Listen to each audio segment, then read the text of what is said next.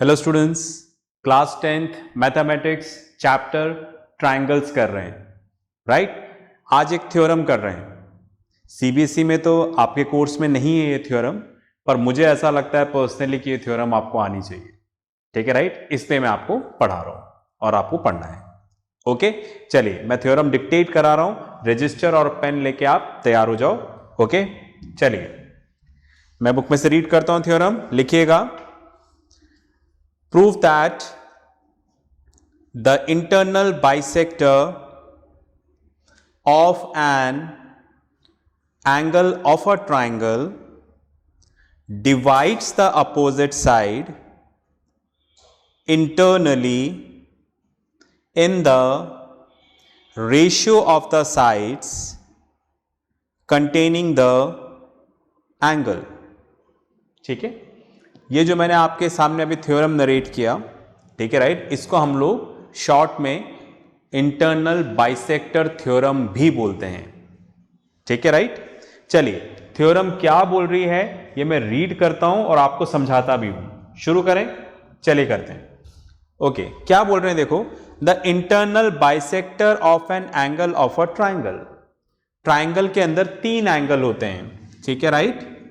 Suppose ये triangle है, ठीक है, ट्राइंगल ए बी सी, तीनों में से कोई सा भी एंगल चूज कर लो, angle A, angle B, angle C, you can choose any of the angle, ठीक है, right. Suppose right we took angle A लिया हम लोगों ने।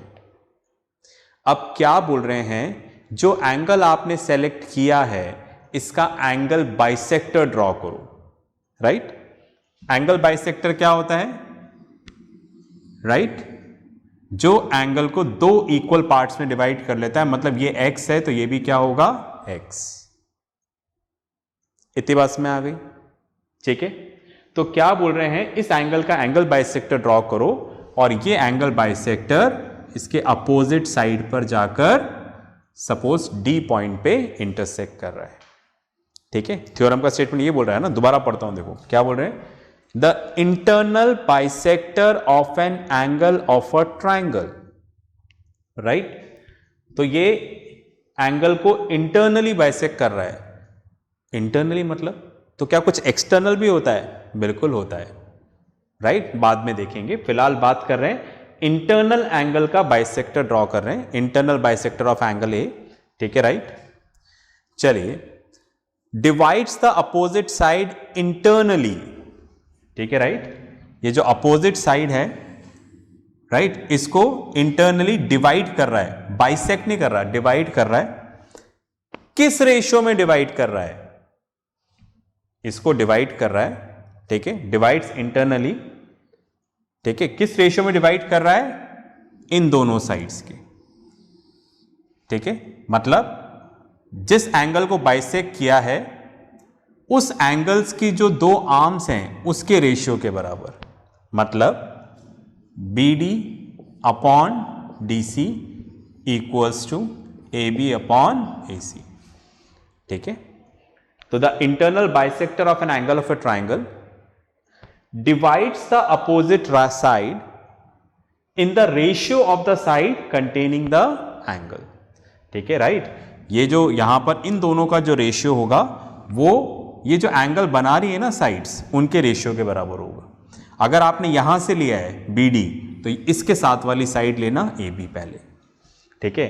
तो आप देखो यही कुछ हमें यहां पर प्रूफ करना है। आई थिंक आपको समझ में आ गया होगा कि थ्योरम आपसे क्या प्रूफ करवाना चाह रही। ओके, चलिए जी करते हैं इसको। तो यहां पर मैंने कुछ लिख दिया है। सपोज ये ट्राइंगल ABC है, ठीक है, राइट। AD क्या है, यहां पर एंगल बाइसेक्टर है जो D पॉइंट पे मिल रहा है। प्रूफ करना है हमें BD upon DC equals to AB upon AC। अब इस प्रूफ को करने के लिए हमने यहां पर एक छोटा सा कंस्ट्रक्शन किया है। क्या कंस्ट्रक्शन किया है, ये जो AD है ना, इस AD के पैरेलल में हमने एक लाइन ड्रॉ कर ली है CE, ठीक है, राइट। बोर्ड पे हो सकता है थोड़ा प्रॉपरली नहीं बन रहा हो, पर आप अच्छे से बनाएं कॉपी पे, ठीक है। ये जो AD है इसके पैरेलल में एक लाइन C से ड्रॉ करनी है। AD parallel to CE, draw, ठीक है right, CE parallel to AD to meet BA produced in E। फिर आप इस BA को प्रोड्यूस कर दो और ये दोनों जहां पर आकर मिल रही है, मतलब इसको आगे बढ़ा दिया आपने और ये लाइन है सरी, दोनों जिस पॉइंट पे मिल रही है उस पॉइंट को हमने क्या नाम दे दिया, E। जो कंस्ट्रक्शन किया उसको डॉटेड लाइन से बता दिया और कुछ एंगल्स भी यहां पर हमने मेंशन कर दिए 1 2 3 4। ठीक है, फाइन। चलिए, इतना क्लियर हो गया हो तो हम लोग इसका प्रूफ स्टार्ट करते हैं। ठीक है, चलिए जी प्रूफ करते हैं। अब देखो, सबसे पहले name the angles as shown in figure. ठीक है, right, 1 2 3 4, right, that is angle 1, angle 2, angle 3 and angle 4। हमने इस तरह से इसको मेंशन किया हुआ है, 1 2 3 4, पहला काम। दूसरा, AD is the angle bisector of angle A। AD क्या है, एंगल A का बाइसेक्टर है, तो इसको दो इक्वल गिवन दे रखा है, दो इक्वल पार्ट से डिवाइड हो रही है, एक को 1 नाम दिया हमने, एक को 2, तो अब लिख सकते हैं therefore angle 1 equals to angle 2। Bisector मतलब दो इक्वल पार्ट्स में डिवाइड कर रहे हैं। ठीक है, इतनी बात में आ गई। चलो, मेक इट एज 1, इसको हमने 1 नाम दे दिया। ओके, अब चलते हैं हम लोग आगे। अब आप देखो, हमने यहां पर इस तरह से लिया इन ट्राइंगल BCE। क्या देख पा रहे हैं क्या ट्राइंगल BCE? BCE ये ट्राइंगल, ठीक है, फाइन। इधर बना दूं क्या? ठीक है, कुछ इस तरीके से BCE, राइट, और यहां पे लाइन है AD, समझ गए, BCE और ये AD। ओके, अब BCE ट्राइंगल में देखो, ऐसा लिख सकते हैं ना, CE is parallel to AD, CE और AD पैरेलल है, तो भाई अगर ऐसा है तो इसमें बेसिक प्रोपोर्शनैलिटी थ्योरम लग जाएगी। ठीक है, इस साइड के पैरेलल में है और बाकी दोनों साइड्स को इंटरसेक्ट कर रही है, तो दैट मीन्स इन दोनों का रेशियो इन दोनों के रेशियो के बराबर होगा। ठीक है, तो हम यहां पर लिख देते हैं BD upon DC equals to AB upon AE। ठीक है, इन दोनों का रेशियो इन दोनों के रेशियो के बराबर होगा। ठीक है, राइट, बाय लिख दीजिएगा आप यहां पर, बाय बेसिक प्रोपोर्शनैलिटी थ्योरम या फिर थेल्स थ्योरम। ओके, इसको नाम दे देते हैं 2। अब आप देखो, अगर हमारे प्रूफ को देखो तो इधर BD upon DC equals to AB upon AC है, तो बाकी सब कुछ तो आ गया, बस इस AE की जगह क्या आ जाए, AC आ जाए, तो हमारा काम बन जाएगा। अब यही हमें कोशिश करनी है कि ये कैसे लाया जाए। ठीक है, इस डायग्राम को रब कर देता हूं मैं यहां पर। चलिए जी, कोशिश करते हैं हम लोग। अब आप देखो, यहां पर कुछ इस तरह से लिखा,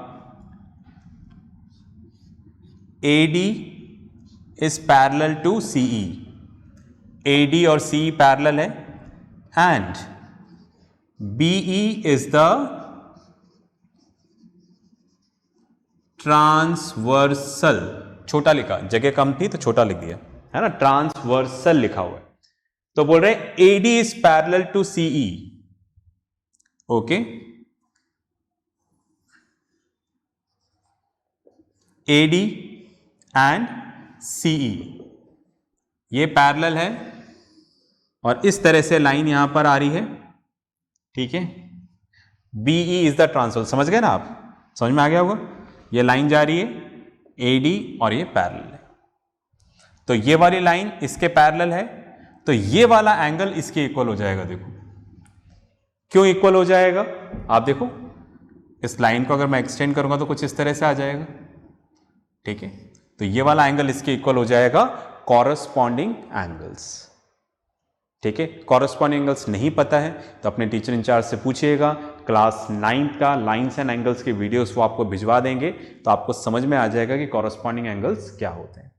ओके, चलिए, तो ये वाला एंगल इसके इक्वल हो जाएगा कॉरस्पॉन्डिंग एंगल्स।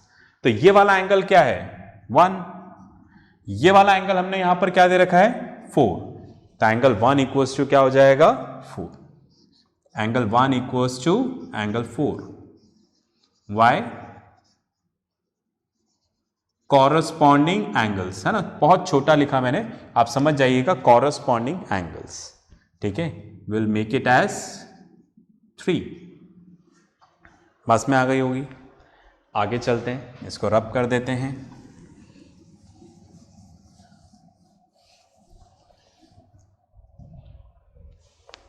चलिए, अब आप देखो यहां पर मैंने लिखा AD is parallel to CE and AC is the transversal, ठीक है, राइट। यहां पर AD is parallel to CE, AD CE, ठीक है, AD and CE, और बोल रहे AC इज द ट्रांसवर्सल, समझ गए आप, ये वाला AC। तो आप ध्यान से देखो यहां पर ये वाला एंगल इसके इक्वल हो जाएगा अगर ये वाली लाइन इसके पैरेलल है, तो ये दोनों इक्वल क्यों होंगे, ऑल्टरनेट इंटीरियर एंगल्स। नहीं पता है, अगेन टीचर को बोलिएगा, क्लास 9 का लाइंस एंड एंगल्स का आपको लेक्चर भिजवाएंगे, उसमें ये चीज आपको अच्छे से समझ में आएगी। ओके फाइन, ये वाला एंगल हमने यहां पर क्या दे रखा है 2 और 3, 2 और 3, फाइन। तो यहां पर क्या हो जाएगा angle 2 equals to angle 3, reason alternate interior angles, ठीक है। ओके, तो मैं इसको रब कर देता हूं, ये बात भी समझ में आ गई होगी आपको। ओके, अब आप देखिएगा, इसको हमने यहां पर नेमिंग दिया 4। ओके, अब आप ध्यान से देखो 1 क्या बता रहा है, 1 और 2 इक्वल है। थर्ड क्या बता रहा है 1 और 4 इक्वल है, 2 और 3 इक्वल है। तो उसका मतलब क्या हुआ, ये दोनों आपस में इक्वल हो गए ना, समझ में आई क्या बात। जैसे ये दोनों आपस में इक्वल है, तो अगर ये x है तो ये भी x होगा। फिर क्या बता रहे हैं 1 4 के इक्वल है, 1 4 के इक्वल, अगर ये x है तो ये भी x होगा। फिर बता रहे हैं 2 3 के इक्वल है, तो ये x है तो ये भी x होगा, तो मतलब ये दोनों आपस में क्या हो गए इक्वल। समझ पाए क्या बात, ठीक है, राइट। तो हम लिख सकते हैं from first, third and fourth we get angle 3 equals to angle 4, ठीक है। ये दोनों आपस में इक्वल है, एक्स वाली बात से समझ में आ गया होगा आपको, ठीक है, राइट।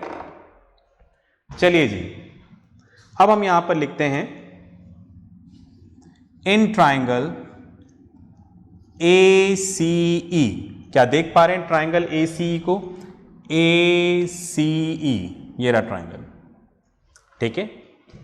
इसके अंदर एंगल 3 इक्वल्स टू एंगल 4, ठीक है। इधर बना देता हूं कुछ इस तरीके से, ACE, तो ये वाला एंगल 3 है, ये वाला एंगल 4 है, ठीक है, देख रहे हैं ACE। ओके, तो किसी भी ट्राइंगल में अगर दो एंगल्स इक्वल होते हैं तो उसके अपोजिट की साइड्स भी इक्वल होती है। तो एंगल 3 के अपोजिट में कौन सा है AC, एंगल 4 के अपोजिट में कौन सा है AE। तो हम क्या लिख देंगे यहां पर AC इक्वल्स टू AE, ठीक है। समझ में आ गया होगा आपको डायग्राम से। ओके, तो यहां पर मैं इसको रब कर देता हूं। फाइन, तो आप यहां पर लिख दीजिएगा, क्या लिखना है, साइड्स अपोजिट टू, अगर नहीं पता है तो लिख ले, मेरे पास जगह कम है मैं लिख नहीं रहा, sides opposite to equal angles of a triangle are also equal. ठीक है, फाइन, या लिख देते हैं, चलो, sides opposite to equal angles of a triangle are also equal.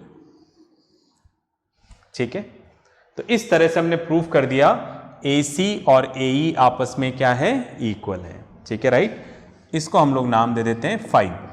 ठीक है, 4 तक तो हो गया था, 5। अब इतना पॉज करके लिख लो, फिर अपन आगे बात करते हैं।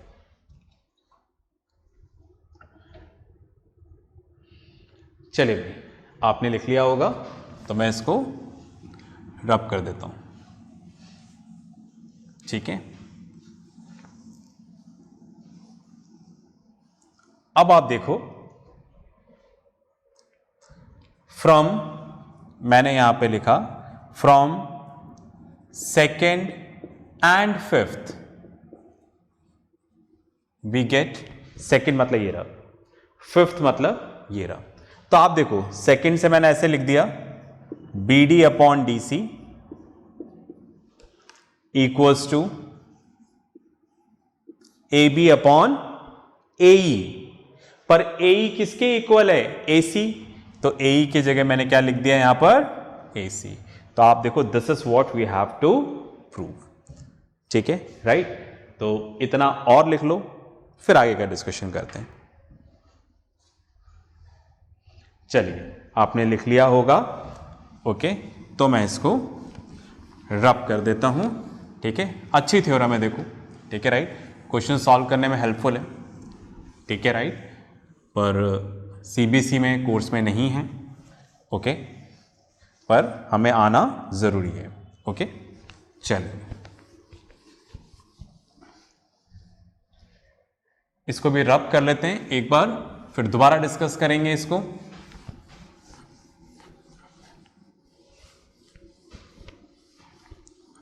चलिए, तो देखिएगा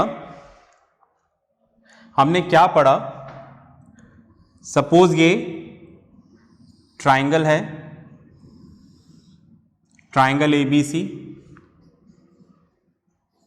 ठीक है, कोई सा भी एंगल चूज कर लो आप, जैसे सपोज मैंने ये वाला एंगल चूज किया, इस एंगल का बाइसेक्टर है जो यहां पर मिल रहा है, ये वाला एंगल इसके इक्वल है।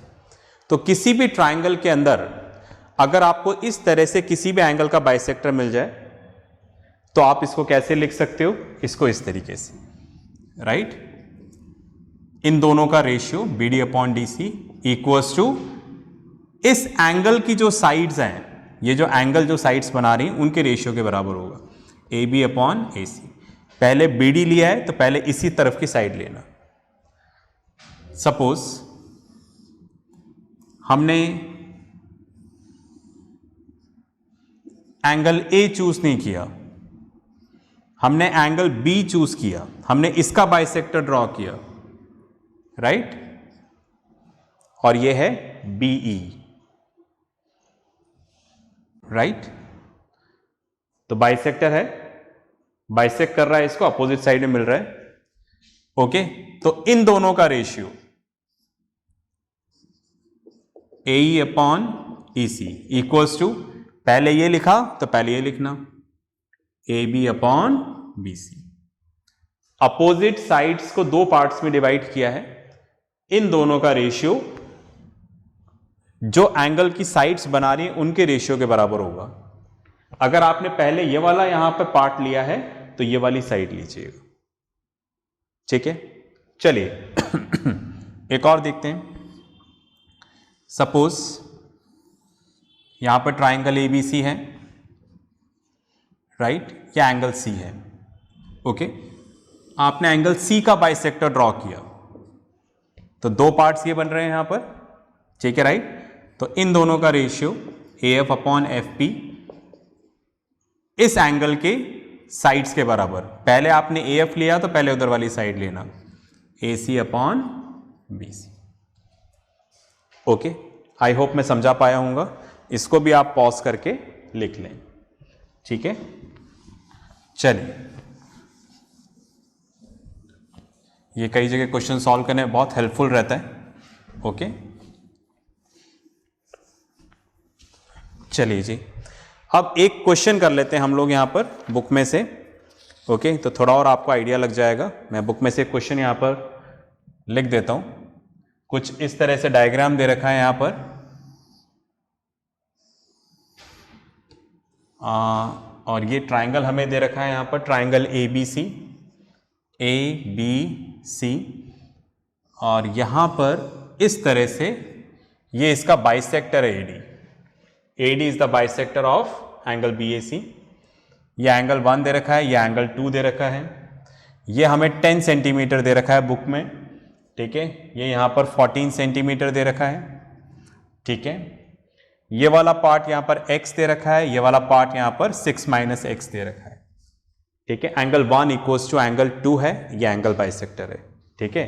तो मतलब आपको क्या गिवन है, AD is the angle bisector of angle A, ऐसा आपको दे रखा है, राइट। चलिए, तो एंगल बाइसेक्टर दे रखा है, तो इन दोनों का रेशियो है ना, मैं बिल्कुल स्टेप वाइज नहीं कर रहा, सीधा क्वेश्चन सॉल्व कर रहा हूं। इन दोनों का रेशियो मतलब BD अपॉन DC इस एंगल की जो साइड्स है उनके रेशियो के बराबर होगा। पहले BD लिया तो पहले क्या लेना पड़ेगा, AB, right. AB upon AC। तो BD यहां पर क्या है, x, DC यहां पर क्या है, 6 - x। AB कितना है, 10, AC कितना है, 40। BD x, DC 10, AB 10 and AC 14, ठीक है। क्रॉस मल्टीप्लाई कर लें, ये इससे मल्टीप्लाई हो जाएगा, तो 14x, राइट। दो टर्म्स थी इसलिए ब्रैकेट यूज किया। 14x ये इससे मल्टीप्लाई होगा 60, माइनस ये इससे मल्टीप्लाई होगा 10x, ये इधर आकर प्लस हो जाएगा। 14x plus 10x equals to 60, ठीक है। इधर माइनस था, इधर आके प्लस हो गया, तो 24x इक्वल्स टू 60, ठीक है। तो x इक्वल्स टू 60 अपॉन 24, ये मल्टीप्लाई हो रहा था, इधर जाकर डिवाइड हो गया, ठीक है।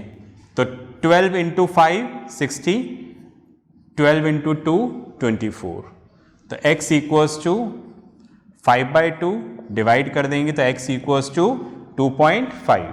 यूनिट क्या दे रखी है, सेंटीमीटर, तो हम लोग भी यहां पर क्या लगा लेते हैं, सेंटीमीटर। तो हमें x की वैल्यू ही इस क्वेश्चन में निकालनी थी, तो इस तरह से हम थ्योरम को अप्लाई करेंगे, ठीक है। आई होप ये आपको समझ में आया होगा, ठीक है। तो नेक्स्ट क्लास में कुछ नया पढ़ेंगे, तब तक के लिए प्रैक्टिस करते रहें, पढ़ते रहें और अपना ध्यान रखें। बाय।